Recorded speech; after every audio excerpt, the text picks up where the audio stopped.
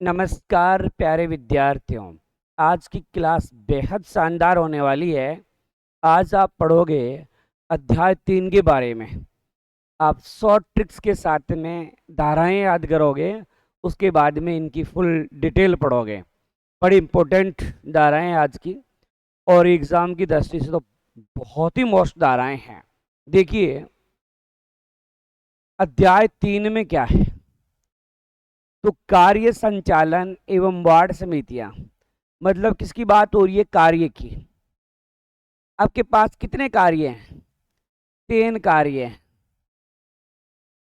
पढ़ना, सोना, खाना, इतना ही काम है। या सोच लो 3 काम है, खाना पीना सोना, पढ़ना साइड में जाने तो कार्य कितने आपके पास?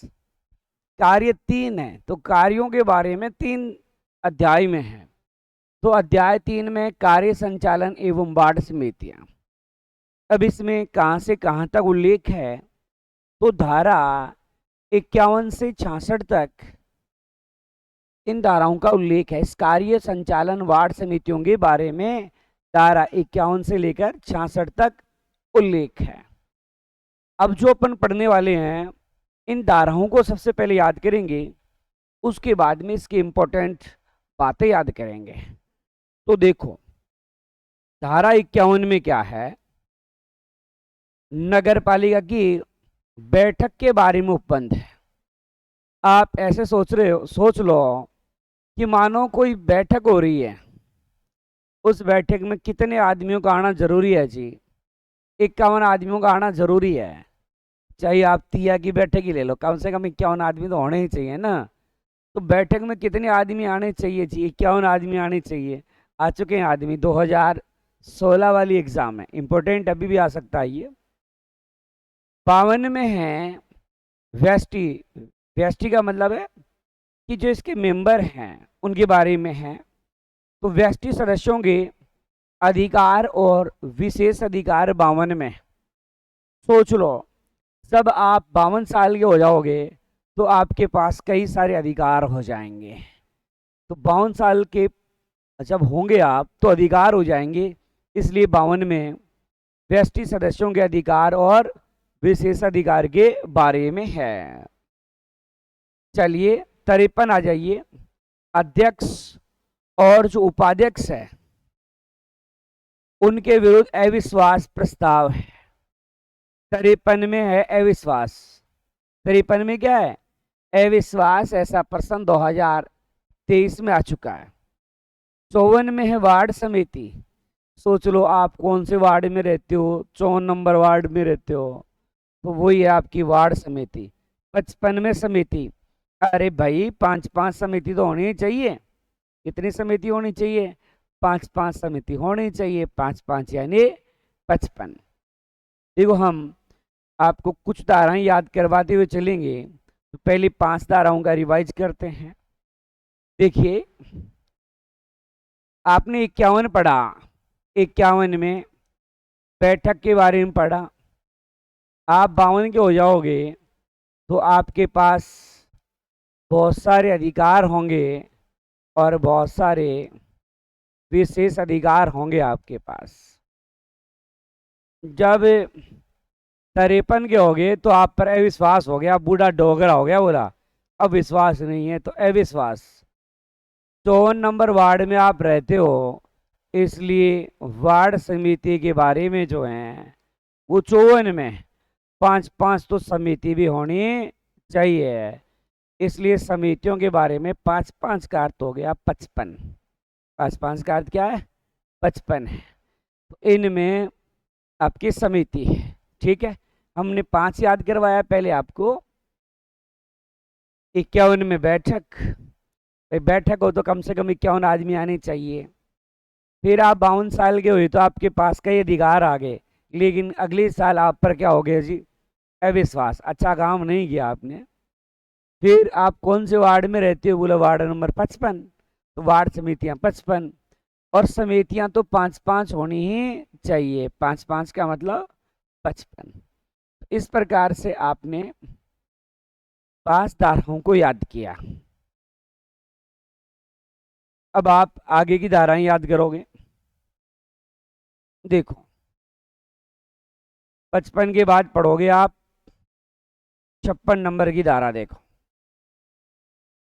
56 नंबर में क्या है कि सदस्यों से भिन्न अन्य व्यक्ति की समिति में नियुक्ति अर्थात बाहरी सदस्य।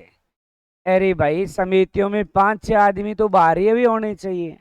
5-6 कार समझ गए। 55 भाई यहाँ जो सदस्य हैं उनसे भिन्न सदस्यों की बात कर रहे हो। भिन्न का मतलब बाहर से आएंगे, और बाहर से कितने आएंगे?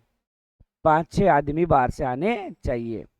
तो क्या याद करना है? 5-6, 5-6 का अर्थ हो गया 56।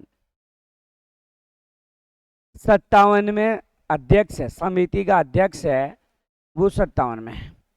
देखो आपने 43 नंबर की धारा पढ़ी, उसमें नगर पालिका का अध्यक्ष उपाध्यक्ष पढ़ा था, लेकिन ये धारा नंबर 57 है, इसमें समिति के अध्यक्ष की बात अपन कर रहे हैं। अब 58 आ जाओ, समिति की बैठक में अपनाई जाने वाली प्रक्रिया। प्रक्रिया के बारे में जो दे रखा है वो 58 में। भाई 56 में 5-6 आदमी बाहरी है, 57 में समिति अध्यक्ष, 58 में बैठक के प्रक्रिया क्या हो गए। अब आ जाओ 59, समितियों का नगर पालिका के अनुदेशों के अधीनस्थ होना। मतलब जो समितियां हैं वो नगर पालिका के आदेशों के अधीनस्थ है, अर्थात समितियां नगर पालिका का आदेश मानने के लिए बाध्य है तथा नगर पालिका की अध्यक्षताओं का उनके द्वारा अनुपालन किया जाएगा। अर्थात जो नगर पालिका के आदेश वगैरह सब कुछ है उनका क्या करेगी नगर पालिका? उनके आदेश वगैरह का पालना करेगी। तो ये बात जो है वो किस में आती है? तो आपके धारा नंबर 59 में आती है। ठीक है, तो इस प्रकार ये अपन ने 59 तक पढ़ा। 60 में चलिए क्या है, तो देखिए धारा नंबर जो 60 है इसमें है 60 में वार्ड समितियों के सामान्य करते। सोच लो आप जब 60 साल के हो जाओगे तो सामान्य करते करोगे। अरे सामान्य 60 साल, सामान्य 60 अरे अपना नहाना धोना उठना बैठना वो कर लोगे 60 साल की उम्र में, इतना सही होगा। तो 60 साल में सामान्य करते हो, 60 में क्या हो गया? सामान्य करते। 61 में शक्तियां कर्तव्य करते का प्रत्यायोजन। तो शक्तियां कर्तव्य करते इनका प्रत्यायोजन है वो किसके अंतर्गत आ रहा है? तो आप कहोगे धारा 61 के अंतर्गत आता है। ठीक है, तो शक्तियां कर्तव्य कर्तव्यों का प्रत्यायोजन किस में आ रहा है? 60 में, सॉरी 61 में। 60 में सामान्य कार्य थे, 60 में सामान्य कार्य। 62 में आ जाइए, तो 62 में क्या है आपके? नगर पालिका तथा समितियों के कार्य और कार्यवाहियां उसके सदस्यों के निहरता आदि होने के कारण दूषित नहीं होंगे। मान लो आपने चुनाव लड़ा, अवैध रूप से आप जीत गए, बाद में पता चला कि आपने अवैध रूप से चुनाव लड़ा था, और ये मान लो कि आपको 2 साल बाद में, आपको नहीं मतलब कोर्ट घोषित कर देता है 2 साल बाद में कि आपने चुनाव अवैध लड़ा, तो क्या आपने जो 2 साल में कार्य किए क्या वो सही है? तो हाँ सही है, उन्हें दूषित नहीं समझा जाएगा। आपकी अयोग्यता के कारण उन कार्यों को दूषित नहीं समझा जाएगा। 63 में खर्चा पानी याद करोगे जी। खर्चा पानी कौन सा जी? नगर पालिका द्वारा उपकृत समस्त व्यय तथा व्ययों के लिए साधारणतः नगर पालिका निधि से दायी होगा। मतलब आप नगर पालिका के कोई मेंबर हो और आप कोई कार्य कर रहे हो जनता के लिए, तो जो खर्चा आ गया क्या आप अपनी जेब से दोगे? नहीं। कहाँ से देंगे? तो नगर पालिका निधि से दिया जाएगा। तो ये जो है वो किस में आता है? धारा 63 में। और ये 2023 का क्वेश्चन था, साइड में दे रखे हैं, आप देख लेना ये क्वेश्चन कौन कौन से एग्जाम के हैं। चलिए 64, संविदा में हित नहीं रख सकते। मतलब नगर पालिका के पदाधिकारी, क्या नगर पालिका के जो पदाधिकारी है किसी संविदा में हित नहीं रखना। संविदा का मतलब होता है टेंडर। मान लो कोई टेंडर आपने मतलब जारी किया था, आपने नहीं किया, नगर पालिका ने। आप नगर पालिका के किसी प्रकार से कर्मचारी हो, किसी भी प्रकार से A से Z तक, तो आप उस टेंडर को आप नहीं भरोगे, क्योंकि आप वहां के क्या हो, कर्मचारी हो, तो संविदा में हित नहीं रख सकते। सर रख लें तो रखोगे तो क्या लगेगा, शासित हो जाओगे, अर्थात इसका अर्थ होता है पेनल्टी लगेगी। क्या लगेगी, पेनल्टी लगाई जाएगी आप पर 5,000 रुपए की। इसके डबल 000 लगा लो तो कितना हो गया, 5,000 रुपए का। मतलब नगर पालिका के साथ संविदा आदि में हित रखने वाले सदस्य, अधिकारियों या कर्मचारियों के लिए शासित, अर्थात उन पर पेनल्टी है, वो 65 में पेनल्टी। 66 है, सदस्यों को लोक सेवक समझा जाएगा। नगर पालिका के जितने भी सदस्य हैं वो क्या समझे जाएंगे, लोक सेवक समझे जाएंगे। ये 66 में है, और ऐसा 2016 और 2023 दोनों एग्जाम में इस प्रकार का प्रश्न आ चुका है। अब देखो अपन 55 तक लिख चुके हैं, 56 में क्या है, तो देखिए 56 में है नगर पालिका की जो समितियां हैं, उन समितियों में बाहरी सदस्य, इसकी बात करेंगे अपन, बाहरी सदस्य की बात करेंगे तो 5-6 आदमी होने चाहिए, इसलिए 5 और 6 हो गया। 57 में है समिति का अध्यक्ष होता है, समिति का अध्यक्ष है, उसके बारे में जो उल्लेख है वो धारा नंबर 57 में है। 58 में है प्रक्रिया, कौन सी प्रक्रिया, बैठक में अपनाई जाने वाली प्रक्रिया। बैठक में कौन सी प्रक्रिया अपनाई जाएगी, इसके बारे में जो उल्लेख है वो धारा 58 के अंतर्गत है। अब आ जाओ 59, धारा 59, तो नगर पालिका के अनुदेशों के अधीनस्थ होना, अधीनस्थ होना किसका, समिति का। जो समितियां हैं वो समितियां नगर पालिका के जो अनुदेश है उनको मानेगी, उनके अकॉर्डिंग कार्य करेगी। ये है एक आपके 59 में। 60 में है सामान्य कार्य, सामान्य कार्य का मतलब सामान्य करते। सोच लो आप 60 साल के हो जाओगे तब कैसे कार्य करोगे, सामान्य कार्य करोगे, तो सामान्य कार्य 60 में है। अब आ जाओ 61, 61 में है शक्तियां, कर्तव्य और करते किसके, समितियों के। ये क्या शक्तियां हैं इनके पास, क्या करते हैं, क्या कार्य है, इनके बारे में है 61। 62 में है दूषित नहीं समझा जाएगा, दूषित नहीं, तो दूषित शब्द हर जगह नहीं मिलेगा आपको, एक अनोखा शब्द हो गया दूषित। मतलब कोई नगर पालिका का सदस्य है और उसने चुनाव अवैध रूप से लड़ा था, कैसे लड़ा था, अवैध रूप से, और बाद में पता चला कि चुनाव ही कैसे थे, अवैध थे, तो आपने जितने समय तक अवैध रूप से कार्य किया उस समय जो कार्य किए वो दूषित नहीं समझे जाएंगे, अर्थात वो कार्य सही माने जाएंगे। फिर है 63, 63 में मैंने बताया था खर्चा पानी, मतलब आप नगर पालिका के सदस्य हो, आप जो नगर पालिका की तरफ से खर्चा हो रहा है वो अपनी जेब से थोड़ी दोगे, वो नगर पालिका की निधि में से खर्च किया जाएगा। उसके बाद में हमने पढ़ा धारा नंबर 64, 64 में संविदा, संविदा में हित नहीं, हित नहीं, संविदा में हित नहीं, इसका मतलब है कोई टेंडर है उसमें आप अगर नगर पालिका के कोई सदस्य हो, किसी प्रकार से अधिकारी, सदस्य, कर्मचारी, तो आप उसमें हित नहीं रखोगे, अर्थात उसमें आप टेंडर नहीं लगाओगे। फिर 65 आ जाइए, तो जो 65 है उसमें है पेनल्टी है, क्या है 65 में पेनल्टी। यह एक सवाल लेगा शासित, शासित का मतलब यहाँ पेनल्टी है, किसी प्रकार से आपके ऊपर पेनल्टी लगाई जाएगी यदि आप संविदा में हित रखोगे। और पेनल्टी 5,000 की होती है, वैसे कितनी होती है, पेनल्टी 5,000 की, ठीक है, तो पेनल्टी हो गई 65 में।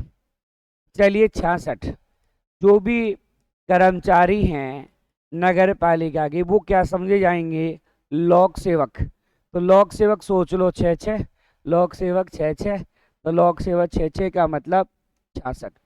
इस प्रकार से अपन ने धारा नंबर 51 से लेकर के धारा नंबर 66 तक एक बार इनको हमने याद किया है। अब इन धाराओं के बारे में आगे हम डिटेल से पढ़ने वाले हैं।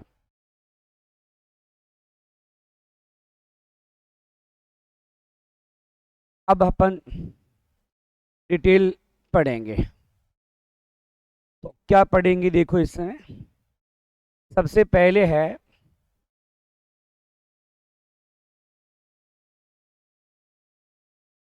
धारा नंबर 51 की बात हम करने वाले हैं। धारा नंबर 51 में बैठक के बारे में, किसके बारे में है? बैठक के बारे में। मैंने याद करवाया था ना, 51 बैठक होगी तो कम से कम 51 आदमी आने ही चाहिए, तो 51 है।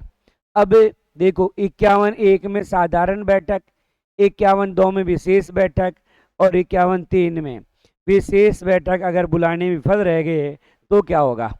51(1) में साधारण, 2 में विशेष और 3 में विफल। ये 3 शब्द याद रखना है इसमें। भाई 51 पढ़ रहे हो लेकिन 51 की भी 1 पढ़ रहे हो आप। 1 में साधारण बैठक के बारे में बात है, 51(2) में विशेष बैठक के बारे में बात है, 51(3) में अगर बैठक में बुलाने में नगर पालिका अध्यक्ष विफल रह गया तो जो नगर पालिका का मुख्य अधिकारी होता है अर्थात ईओ या बोले सीएमओ, वो बैठक बुलाएगा। अभी डिटेल पढ़ते हैं। देखो क्या है 51(1) में जो है साधारण बैठक, इसकी समय सीमा क्या है? तो 60 दिन के भीतर भीतर कम से कम एक बैठक का होना अनिवार्य है। कुल मिलाकर के 60 दिन में अर्थात 2 महीने में एक बैठक होना अनिवार्य है। और वार्षिक न्यूनतम 1 साल में कितनी होगी?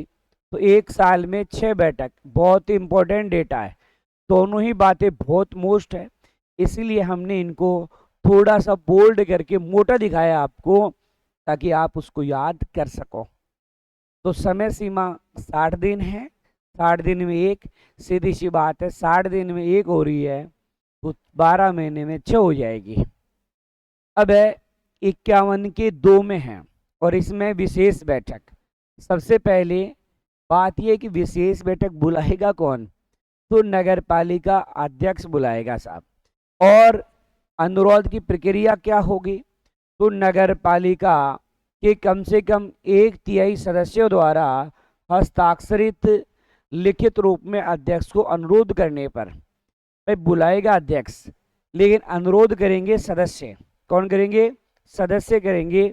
और जो सदस्य हैं वो कितने सदस्य? 1/3 सदस्य, 1/3 सदस्य। अब अध्यक्ष कितने समय के अंदर बैठक बुलाएगा अनुरोध करने के? तो अनुरोध करने के 7 दिन के भीतर बुलाएगा। कितने दिन में? 7 दिन के अंदर अंदर बुलाएगा। बहुत ही इंपॉर्टेंट बात है ये, वेरी मोस्ट बात है, आपको याद रखना है। 7 दिन के अंतर्गत बैठक बुलाई जाएगी। ठीक है, ये आपकी साधारण और स्पेशल बैठक के बारे में हो गया। तो साधारण 60 दिन में एक साल में 6। विशेष बैठक नगर पालिका अध्यक्ष बुलाएगा, 1/3 सदस्य लिख के देंगे, लिख के देने के 7 दिन के अंदर बैठक बुलाई जाएगी। अब है यदि बैठक बुलाने में विफल रह गए तो क्या होगा? तो देखो यदि अध्यक्ष, ये 3 में था, विशेष बैठक बुलाने में विफल रहने पर यदि अध्यक्ष निर्धारित 7 दिन के भीतर विशेष बैठक बुलाने में विफल रहता है तो मुख्य नगर पालिका अधिकारी अर्थात सीएमओ आगामी 10 दिन के भीतर विशेष बैठक बुलाएगा। बहुत ही इंपॉर्टेंट डेटा है, याद रखना। आपका सीएमओ या आप जो ईओ की तैयारी कर रहे हो तो आप कितने दिन में बुला लोगे? 10 दिन के अंदर बैठक बुला लोगे। बड़ी इंपॉर्टेंट बात है ये भी। ठीक है, तो सीएमओ कितने समय बुलाएगा? तो 10 दिन में बुलाएगा। अब देखो ये 14 मई को एग्जाम हुई तो एक तो ये पूछा गया था, क्या पूछा गया? यदि अध्यक्ष निर्दिष्ट समय के भीतर बैठक बुलाने में असफल रहता है तो मुख्य नगर पालिका अधिकारी कितनी अवधि के भीतर बैठक बुलाएगा? तो 10 दिन के भीतर बैठक बुलाएगा। बड़ी इंपॉर्टेंट बात है। फिर एक प्रश्न पूछा गया, 2 शिफ्ट थी, एक इवनिंग एक मॉर्निंग, तो निर्दिष्ट समय के भीतर विशेष बैठक बुलाने में विफल रहने पर निम्नलिखित में से कौन बैठक बुलाएगा? तो उत्तर है मुख्य नगर पालिका अधिकारी अर्थात CMO या EO बैठक को बुला सकता है। तो ये दो प्रश्न धारा नंबर 51 से संबंधित आ चुके हैं। कब आ चुके हैं? तो आपकी 2023 की एग्जाम में आ चुके हैं और बिल्कुल हार्ड नहीं है, एकदम इजी था। एक बार हम फिर से दोहरा सकते हैं इसको कि 51 में बैठक के बारे में। बैठक साधारण और स्पेशल दो प्रकार की है। साधारण 51(1) के तहत, स्पेशल 51(2) के तहत। साधारण 60 दिन में 1 बार बुलाओगे और स्पेशल 12 महीने में या 1 वर्ष कैलेंडर में या 1 साल में 6 बुलाओगे। विशेष बैठक अध्यक्ष बुलाएगा, यदि 1/3 सदस्य लिख के देंगे तब बुलाएगा 7 दिन में। और धारा 51(3) में दिया है कि अगर विशेष बैठक बुलाने में अध्यक्ष असफल रहता है तो क्या होगा? CMO 10 दिन में बुलाएगा। तो ये आपकी 51 हो गई। अब देखो आपकी है 52। तो 52 में व्यष्टि का मतलब होता है प्रत्येक सदस्य के अधिकार और विशेषाधिकार क्या होते हैं। अगर आप नगर पालिका के सदस्य हो तो आपके क्या अधिकार हैं और क्या विशेष अधिकार है। तो देखो इसमें है 52 का 1 है तो पदाधिकारी का ध्यान आकर्षित करना। मान लो कोई नगर पालिका का कोई मामला है तो आप अध्यक्ष का ध्यान आकर्षित करवा सकते हो उस मामले की तरफ। तो ये होता है 52 के 1 में। क्या लिखा है? प्रत्येक सदस्य निम्नलिखित मामलों पर समुचित पदाधिकारी का ध्यान आकर्षित करवा सकेगा तथा सुधार हेतु सुझाव भी दे सकता है। क्या कहेगा? नगर पालिका के कार्यों के निष्पादन में की गई उपेक्षा या अवहेलना है उसकी तरफ ध्यान आकर्षित करवा सकता है सदस्य। या नगर पालिका की संपत्ति की बर्बादी हो रही है, नुकसान हो रहा है तो उसकी ओर भी ध्यान आकर्षित करवा सकता है। फिर किसी विशेष क्षेत्र या वार्ड में कोई नागरिक समस्या है उसकी ओर भी ध्यान आकर्षित करवा सकता है। कुल मिलाकर के 52(1) में है कि जो सदस्य है वो अगर नगर पालिका क्षेत्र में किसी प्रकार की समस्या है या नगर पालिका को किसी प्रकार का कोई वित्तीय संपत्ति वाला नुकसान हो रहा है तो जो पदाधिकारी है उसको बताएगा और सुझाव देगा। ये सदस्य का अधिकार है। ठीक है। अब है 52 के 2 में है प्रश्न पूछने का अधिकार। प्रश्न कौन पूछेगा? तो प्रत्येक सदस्य नियमानुसार किससे? अध्यक्ष से प्रश्न पूछने और नगर पालिका प्रशासन से जुड़े मामलों में संकल्प प्रस्तावित करने का पूरा अधिकार रखता है। मतलब कोई मामला है उसमें जो नगर पालिका का मेंबर है, सदस्य है, वो अध्यक्ष से उस मामले में प्रश्न पूछ सकता है। और मान लो कोई संकल्प जो है वो भी प्रस्तावित कर सकता है। तो ये आता है आपके 52 के 2 में। 53 सबसे मोस्ट है इसमें। 53 सबसे मोस्ट है। और क्या है 53? तो 53 में है अभिलेखों का निरीक्षण। सॉरी 53 नहीं भाई, सॉरी हमने 53 गलत बोल दिया। 52 का 3। तो 52 का 3 है अभिलेखों का निरीक्षण। प्रत्येक सदस्य को मुख्य नगर पालिका अधिकारी CMO को नोटिस दे करके नगर पालिका कार्यालय में बिना शुल्क, बहुत मोस्ट है, जैसे बिना शुल्क का भुगतान किए नगर पालिका के अभिलेख अर्थात रिकॉर्ड्स का निरीक्षण करने का अधिकार होगा। ये है 52 के 3 में है। और मोस्ट नहीं है तो वेरी मोस्ट है। कैसा है? वेरी मोस्ट है। तो ये आपको ध्यान रखना है। तो आप ये ध्यान में रख सकते हो। तो अभी आपने देखा कि 52 के 3 में तो इसमें है अभिलेख का निरीक्षण है, उसकी बात हुई। किसकी बात हुई है? अभिलेख का निरीक्षण की बात हुई है। तो निरीक्षण है वो कोई भी सदस्य कर सकता है, बस CMO को कहेगा, उसको लिखित आदेश देगा, कहेगा का मतलब है और बिना शुल्क। ऐसा नहीं है कि भाई चलो 100 रुपये लगेंगे या 200 रुपये लगेंगे, ऐसा कोई चार्ज नहीं लगेगा। ध्यान रखना ये प्रश्न जो है वो एग्जाम की दृष्टि से वेरी वेरी मोस्ट है, आपको ध्यान रखना है। चलिए अब आ जाइए धारा नंबर 53 पढ़ेंगे। अब अपन कौन सी धारा है? 53 नंबर के धारा के बारे में आप देखोगे। चलिए धारा नंबर 53 में क्या है, अध्यक्ष एवं उपाध्यक्ष के विरुद्ध अविश्वास प्रस्ताव। तो हमने पहले बताया ही था कि 53 में क्या है, अविश्वास प्रस्ताव है। देखिए 53 के 1 में अविश्वास प्रस्ताव की प्रक्रिया क्या है, तो है अध्यक्ष या उपाध्यक्ष के विरुद्ध अविश्वास प्रस्ताव विहित रीति से, अर्थात जो मेंशन रीति की गई है, जो नगरपालिका एक्ट में जो रीति दे रखी है उसी से लाया जा सकता है और उस पर विचार किया जा सकता है। फिर आ जाइए धारा, ये तो मोस्ट नहीं थी इतनी, ये वेरी मोस्ट है। कब लाया जाएगा, उसकी समय सीमा क्या होगी, तो सामान्य निर्वाचन के बाद लाएंगे, पद ग्रहण से 2 वर्ष बाद ही ला सकते हैं। वेरी मोस्ट है, उससे पहले नहीं ला सकते। भाई आप अविश्वास प्रस्ताव लाओगे कब ला सकते हो, जब चुनाव हो गए, पद ग्रहण उसने किया है, उसके 2 वर्ष बाद ला सकते, उससे पहले नहीं ला सकते। बहुत ही इंपॉर्टेंट लाइन है। अच्छा मान लो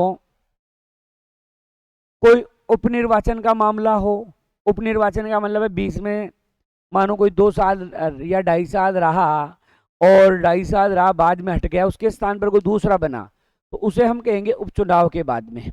तो वो उपचुनाव वाला है, उसके विरुद्ध कब लाएंगे, तो उपचुनाव के मामलों में कोई अध्यक्ष या उपाध्यक्ष उपनिर्वाचन में चुना जाता है तो आधी पदावधि, बहुत इंपॉर्टेंट है, उपचुनाव में आधी, जबकि सामान्य निर्वाचन में 2 वर्ष बाद में ही ला सकते हो, इससे पहले नहीं ला सकते। तो उपनिर्वाचन में आधी और सामान्य निर्वाचन में 2 वर्ष। अब आ जाइए आपके 3 में क्या है, 53 के 3 में, धारा 53 के 3 में है, यदि प्रस्ताव पारित नहीं हो पाता है अर्थात विफल हो गया, उस कंडीशन में क्या होगा, तो यदि अविश्वास प्रस्ताव आवश्यक बहुमत से पारित नहीं होता है तो आगामी 2 वर्ष तक नया प्रस्ताव नहीं लाया जा सकता। मान लो किसी के विरुद्ध अविश्वास प्रस्ताव लाए और वो पारित नहीं हो सका, वो क्या नहीं हो सका, पारित नहीं हो सका, तो फिर अगले 2 साल तक उसके विरुद्ध अविश्वास प्रस्ताव नहीं लाया जा सकता। चलिए अब यहाँ कुछ इंपॉर्टेंट बातें हैं। प्रस्ताव की सूचना देखो, 3/4 सदस्य कितने हैं, 3/4 सदस्य निर्वाचित सदस्यों के हस्ताक्षर सहित लिखित में जिला कलेक्टर को देंगे। ध्यान रखना 2/3 भी ऑप्शन आएगा, 2/3 नहीं है, कितना है, 3/4। कितने सदस्य लाएंगे, 3/4 सदस्य, 3/4 सदस्य हस्तलिखित कलेक्टर साहब को बताएंगे। अब कलेक्टर क्या करेगा देखो, तो जिला कलेक्टर सूचना प्राप्त होने के 30 दिन के भीतर बैठक बुलाएगा। भाई अविश्वास प्रस्ताव लाने के लिए पहली प्रक्रिया होगी कि 3/4 लिख के दो, पहली प्रक्रिया। दूसरी प्रक्रिया क्या है कि कलेक्टर साहब 30 दिन में बैठक बुलाएंगे। अब बैठक की सूचना कितने दिन पहले देंगे, तो कलेक्टर साहब बैठक की सूचना देंगे 7 दिन पहले, ठीक है। अब उसके लिए गणपूर्ति या कोरम कितना होगा, तो भाई जितनों ने बुलाया था, कितनों ने बुलाई थी, 3/4, तो 3/4 तो आने चाहिए ना, तो 3/4 आना आवश्यक है। फिर हटाने हेतु आवश्यक बहुमत भी कितना होना चाहिए, अरे भाई जितने ने बुलाया था जितने आए हैं, तो कहने का मतलब यहाँ कुल मिलाकर के आपको क्या याद रखना है, 3/4 याद रखना है, ठीक है। शामिल सदस्य, अच्छा इस अविश्वास में शामिल कौन होंगे, केवल निर्वाचित सदस्य, अर्थात जो मनोनीत सदस्य होते हैं या अपन बोले नामनिर्देशित सदस्य होते हैं वो भाग नहीं लेते, और साथ में जो निलंबित मेंबर है, निलंबित सदस्य हैं, वो भी बैठक में भाग नहीं लेते। आप देखो इस जो धारा 53 आप पढ़ रहे हो, इसको कितना सुव्यवस्थित और शानदार तरीके से आपको बताया गया है ताकि आप आसानी से इनको याद कर सको। ये नोट्स जो बनाए गए हैं बड़े उत्कृष्ट ढंग से बनाए गए हैं, इनमें मतलब आप एक एक लाइन पढ़ कर के आसानी से याद कर सकते हो, कोई जटिल बात नहीं है। यदि आप वीडियो देख रहे हो तो मेरी एक बात जरूर सुनो, इन नोट्स को अगर आप प्राप्त करना चाहते हो तो आदर्श कैरियर पॉइंट के नाम से आप टेलीग्राम पर सर्च कर लेना, वहाँ पर आदर्श कैरियर पॉइंट आए तो क्लिक कर लेना, वहाँ पर पूरे नोट्स उपलब्ध है, पूरे नोट्स उपलब्ध है। तो वहाँ से आप PDF प्राप्त कर सकते हो। और यदि हमारा वीडियो आपको पसंद आता है तो बीच में एक लाइक ठोक दिया करो। और अगर आपने इस चैनल को अब तक सब्सक्राइब नहीं किया तो अवश्य करें। और अगर आपको थोड़ा टाइम मिले तो कभी कभार इसको शेयर भी कर दें। तो 53 में क्या पढ़ा हमने? अध्यक्ष उपाध्यक्ष के विरुद्ध अविश्वास प्रस्ताव। अच्छा, एक बात और बता दूं, हम ऑनलाइन से ज़्यादा ऑफलाइन पर विश्वास करते हैं। और ऑफलाइन हमारे पास बेहद शानदार बैच है। इस बैच की बहुत ही अच्छी रणनीति है हमारे पास। हम इसमें कैसे क्या आपको पढ़ाते हैं, तो डेली इसमें टेस्ट होते हैं, डेली होते हैं। और लिखित रूप में टेस्ट और होते हैं। इसके अलावा ओमार से टेस्ट होते हैं। लिखित का मतलब है मौखिक रूप टाइप के टेस्ट लिए जाते हैं। और क्लास में कम से कम 5 से 7 बारी दोहरा करके आपको याद करवाया जाता है। क्लास लगने के बाद में तुरंत छुट्टी हम नहीं करते हैं, विद्यार्थी को यहीं रोकते हैं और रोक करके 2-2.5 घंटे उनसे यह स्टडी करवाते हैं। उसके बाद में फिर से उनका टेस्ट लिया जाता है। तो यदि आप ऑफलाइन बैच ज्वाइन करना चाहते हो तो आपका मोस्ट वेलकम। चलो, 53 में हमने क्या पढ़ा? तो 53 ने पढ़ा अध्यक्ष और उपाध्यक्ष के विरुद्ध अविश्वास प्रस्ताव। तो इसमें अविश्वास प्रस्ताव की प्रक्रिया जो दे रखी है विहित है उससे लाएंगे। कब लाई जाएगा? सामान्य निर्वाचन के 2 वर्ष, यदि उपनिर्वाचन है तो उसकी आधी कालावधि हो जाए। फिर है प्रस्ताव यदि विफल हो जाए तो बोला आगामी 2 साल तक नहीं ला सकते। फिर प्रस्ताव अविश्वास प्रस्ताव लाने के लिए कितने बहुमत की आवश्यकता है या कितने सदस्य लिख के देंगे? पहले तो 3/4। किसको लिख के देंगे? कलेक्टर साहब को। कलेक्टर साहब 1 महीने के अंदर बैठक बुलाएंगे और बैठक बुलाने के 7 दिन पहले सूचना भेज दी जाएगी। फिर बैठक में कितने लोग आने चाहिए? वही 3/4 आने चाहिए। प्रस्ताव कितने से पारित होना चाहिए? 3/4 से ही पारित होना चाहिए। केवल कौन शामिल होंगे? निर्वाचित सदस्य शामिल होंगे, अर्थात इसमें नामनिर्देशित सदस्य शामिल नहीं होंगे, अर्थात मनोनीत नहीं होंगे। और यदि कोई निलंबित किया गया है उसको भी शामिल नहीं किया जाएगा। अब आप पढ़ने वाले हो, बहुत इंपॉर्टेंट है एग्जाम के लिए। 54 धारा है वार्ड समितियां। क्या है? वार्ड समितियों का गठन है। देखो, वार्ड समितियां गठन 54(1) में दिया है कि गठन के लिए जनसंख्या कितनी चाहिए। बहुत इंपॉर्टेंट है, वेरी मोस्ट क्वेश्चन है भाई। 3 लाख या अधिक की जनसंख्या वाली नगर पालिकाओं के प्रादेशिक क्षेत्र के भीतर वार्ड समितियों का गठन किया जाएगा। तो बहुत इंपॉर्टेंट डेटा है ये। वार्ड समिति का गठन वहां किया जाएगा जहां कितनी जनसंख्या हो? 3 लाख या 3 लाख से अधिक है। ये एग्जाम में छपने वाला क्वेश्चन है। अब आ जाइए 54 के 2 में क्या दे रखा है? तो वार्ड समिति की संरचना कैसी, अर्थात इसमें सदस्य कौन कौन होंगे वार्ड समिति में? तो देखो, एक तो है वार्ड का प्रतिनिधित्व करने वाले वार्ड के सदस्य, अर्थात पार्षद होगा जी। अरे नाम ही वार्ड समिति है तो वार्ड मेंबर तो होगा ही होगा, पार्षद मोदी तो होगा ही होगा उसमें। एक है नाम निर्देशित सदस्य, अर्थात मनोनीत सदस्य। देखो बहुत इंपॉर्टेंट है, ये पूछेगा तो गलत होने की संभावना भी रहेगी। नगर पालिका द्वारा मनोनीत अधिकतम 5 सदस्य जिनकी एज 25 वर्ष या उससे अधिक हो। कितनी हो? 25 वर्ष या अधिक हो। तो उन्हें नगर पालिका प्रशासन विशेष ज्ञान या अनुभव हो, वो भी होगा। एक तो आपका पार्षद साहब हो गया, एक हो गया जी मनोनीत सदस्य की बात।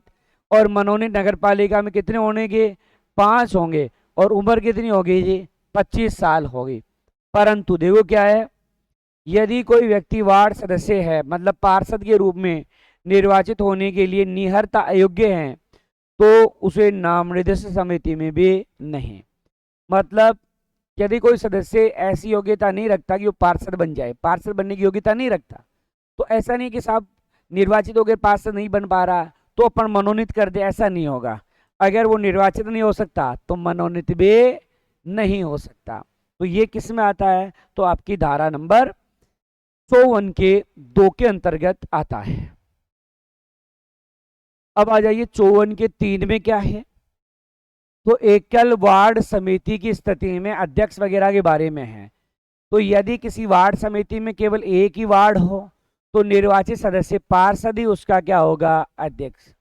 सीधी सी बात है भाई, एक ही वार्ड है तो उस वार्ड का मुखिया तो कौन होगा, पार्षद ही होगा, तो पार्षद ही अध्यक्ष होगा। चलो अब है 54 के 4 में 2 या 2 से अधिक वार्ड होने पर अध्यक्ष कौन होगा। मान लो 2 से अधिक वार्ड, मान लो 4 वार्ड है, फिर अध्यक्ष कौन होगा, फिर उनमें से चुन लेंगे और क्या होगा भाई, है। तो यदि इसमें देखो ऐसी समिति के सदस्यों में एक सदस्य को अध्यक्ष चुन लेंगे, मान लो 4 थे, 4 में से एक को चुन लेंगे 1 साल के लिए, और क्या होगा। नवनिर्वाचित अध्यक्ष अपनी प्रथम बैठक में या अपने पद ग्रहण करने वाले मास के महीने के प्रथम बैठक में ही चुने, मतलब पहली बैठक होगी उसमें चुन लेंगे या उसी महीने में चुन लेंगे। अवधि कितनी अवधि के लिए, तो 1 साल के लिए। क्या वो दोबारा बन सकता है, तो उत्तर है हाँ। मान लो ये 4 में से वार्ड नंबर 1 का पिछली बार भी अध्यक्ष था, तो क्या दोबारा बन सकता है, बन सकता है भाई, है ना, क्योंकि वो तो चुनाव होकर के हो रहा है ना, निर्वाचित कर रहे हैं उसको, अपने में से निर्वाचित कर रहे हैं, तो चुन सकता है, कोई दिक्कत नहीं है।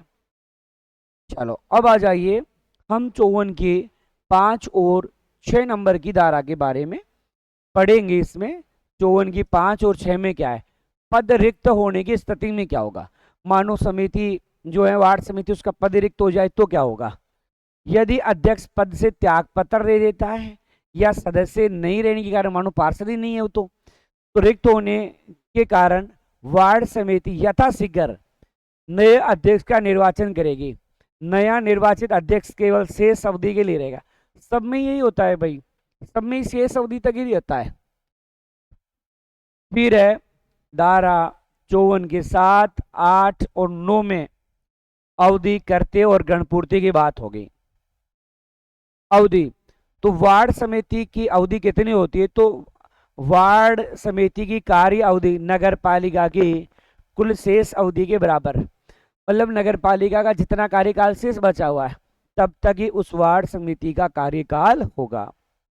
ऐसा नहीं है कि साहब नगर पालिका गठन के मान लो 2 महीने बाद वार्ड समिति बनी, अब 2 महीने बाद वार्ड समिति बनी तो ये नहीं है कि साहब हमारे 2 महीने कम पड़ रहे, नहीं, नगर पालिका का जब तक कार्यकाल है तब तक उस समिति का भी कार्यकाल होगा। कोरम कितना होगा, अर्थात गणपूर्ति कितनी होगी। वार्ड समिति के अध्यक्ष सहित 3 सदस्य, 1+2, एक अध्यक्ष 2 सदस्य। अरे भाई समिति में कोई ज्यादा सदस्य तो होते ही नहीं है ना, इसलिए कितने होंगे, इसमें केवल 3 होंगे। अरे आपने देखा मानो एक है पार्षद था और 5 मनोनीत थे, तो इस प्रकार 6 ही आ रहे हैं, तो 6 में से 3 बुला रहे हैं, क्या कम है क्या। या मान लो एक सदस्य वो था, एक की जगह 4 वार्ड पंच मान लो, 5 मनोनीत है, टोटल 9 हो गए, तो 9 में से 3 आ गए जी, खूब है, खूब है। तो एक कितने सदस्य आएंगे, 3 सदस्य इसमें आएंगे। कितने सदस्य आएंगे, 3, 1+2। देखो आज अपन ने बड़ी इंपॉर्टेंट धाराएं पढ़ी है और अपन ने आज 51 से लेकर के 54 तक धाराएं पढ़ी है। कितनी धाराएं पढ़ी है, 54 तक, 51 से 54 तक। आप इन धाराओं को देखना आराम से, विचार करना इन पर कि कहीं आपको कोई क्वेश्चन में डाउट हो तो आप कमेंट्स बॉक्स में डाल देना। क्या करना, कमेंट्स बॉक्स में डाल के बताना। अगर वीडियो पसंद आया है तो लाइक करें, शेयर करें, और यदि चैनल को सब्सक्राइब नहीं किया तो अवश्य सब्सक्राइब करें। आपका वीडियो देखने के लिए बहुत बहुत धन्यवाद।